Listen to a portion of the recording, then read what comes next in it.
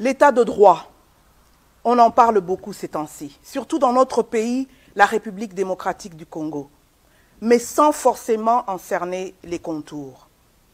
On en parle beaucoup surtout depuis le procès dit des 100 jours, ou un procès médiatisé, hyper suivi par les Congolais, où on a vu le directeur de cabinet du chef de l'État condamné par la justice pour détournement de deniers publics. L'état de droit est inscrit dans la Charte des Nations Unies.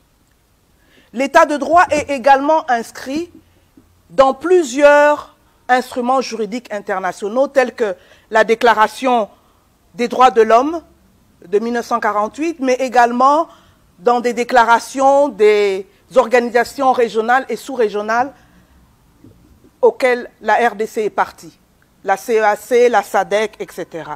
L'état de droit est un slogan politique de nombreux politiciens congolais et les partis politiques au Congo proclament l'état de droit dans leur projet de société.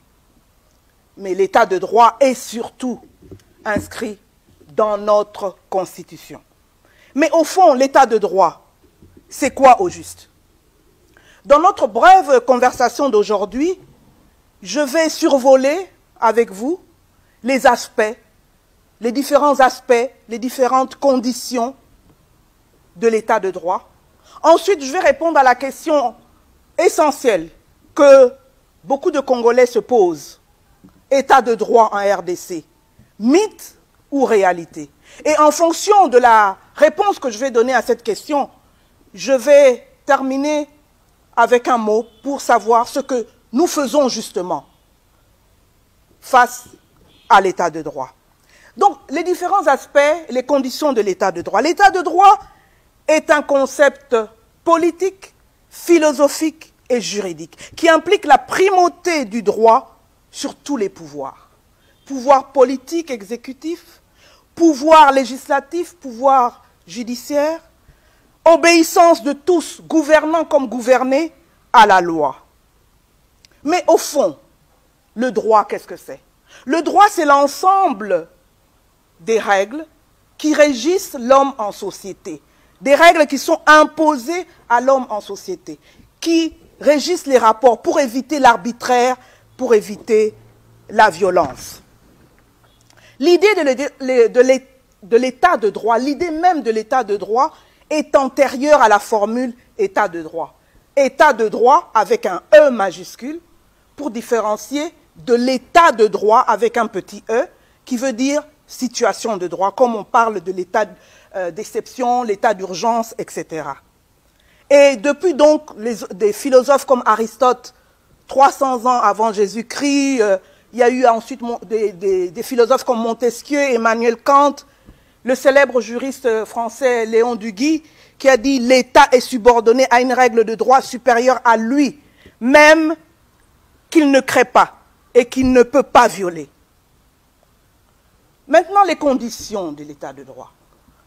Qu'est-ce qui fait que l'état de droit est instauré? Première des conditions, le respect de la hiérarchie des normes juridiques. Comme les juristes le savent, et même les non-juristes, dans cette hiérarchie des normes juridiques, nous avons les traités internationaux. Ensuite, nous avons la Constitution, notre Constitution. Constitution qu'on peut amender pour incorporer les dispositions des traités qui sont ratifiés par le Parlement. Ensuite, il y a les lois et les règlements. Donc, respect de la hiérarchie des normes juridiques. Ensuite, deuxième condition, l'égalité devant le droit. Troisième condition, l'indépendance de la justice.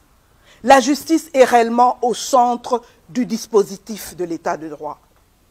Comme vous le savez, notre devise, c'est justice, paix, travail. Au centre du dispositif. Ensuite, l'état de droit, c'est une des conditions aussi, c'est la séparation des pouvoirs, chère à Montesquieu. Et ces deux notions, indépendance de la justice, séparation des pouvoirs, comme vous vous en souvenez, ont fait l'objet de pas mal de polémiques récemment avec les propositions de loi Minaku Sakata. Et maintenant, j'aimerais terminer ce ce point sur les conditions et les aspects de l'état de droit en citant le secrétaire général des Nations Unies, qui dans son rapport, un rapport important sur le rétablissement de l'état de droit et l'administration de la justice, a eu à dire que l'état de droit, c'est un principe de gouvernance en vertu duquel l'ensemble des individus, des institutions et des entités publiques et privées, y compris l'État lui-même, ont à observer les lois promulguées publiquement, appliquées de façon identique pour tous et administrées de façon indépendante et compatible avec les règles et normes internationales en matière de droits de l'homme. Et l'ONU met l'accent sur le fait que l'état de droit, c'est une notion intersectorielle qui comprend justement droit, droits de l'homme, développement, justice. Alors, la question, la fameuse question, état de droit, mythe ou réalité en RDC? L'état de droit n'est pas un mythe, à mon sens, en RDC, et l'état de droit n'est pas encore une réalité. L'état de droit, c'est un processus en marche. L'état de droit est en marche. C'est vrai que depuis l'époque coloniale, jusqu'à pas si longtemps, on pouvait dire sans se tromper que l'état de droit n'existe pas en RDC. Rappelez-vous, époque coloniale, ségrégation, travaux forcés, etc., dictature de Mobutu, la libération de Mzee qui a amené beaucoup d'arbitraire et de violation des droits de l'homme, etc. Mais depuis janvier 2019, nous avons connu, nous connaissons l'alternance démocratique et pacifique. Et un chef de l'État, donc le président Félix-Antoine Tshisekedi, qui fait de l'état de droit sa priorité, qui l'affirme et qui le répète dans ses différents discours, et nous le voyons en action.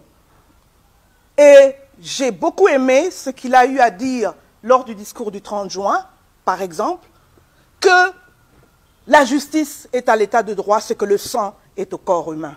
C'est bien vrai, c'est fort. Donc, j'ai répondu à la question. Pour moi, l'état de droit n'existe pas encore en tant que réalité palpable en RDC, mais c'est un processus en marche. Maintenant, ma conclusion, c'est comment faire pour que ce processus se consolide? Eh bien, ça dépend de la volonté politique de nos dirigeants, mais ça dépend également de vous et moi, le contrôle citoyen que nous allons exercer, pour que l'état de droit soit vraiment une réalité, pour que des pratiques comme la corruption, l'impunité, les détournements des fonds publics, qui sont monnaie courante en RDC, l'arbitraire, vous avez qu'à voir comment les roulages traitent les citoyens dans les différentes avenues, par exemple. Donc, pour tout ça, pour que tout ça prenne fin, nous, en tant que citoyens, nous devons exercer un contrôle citoyen. Je vous remercie.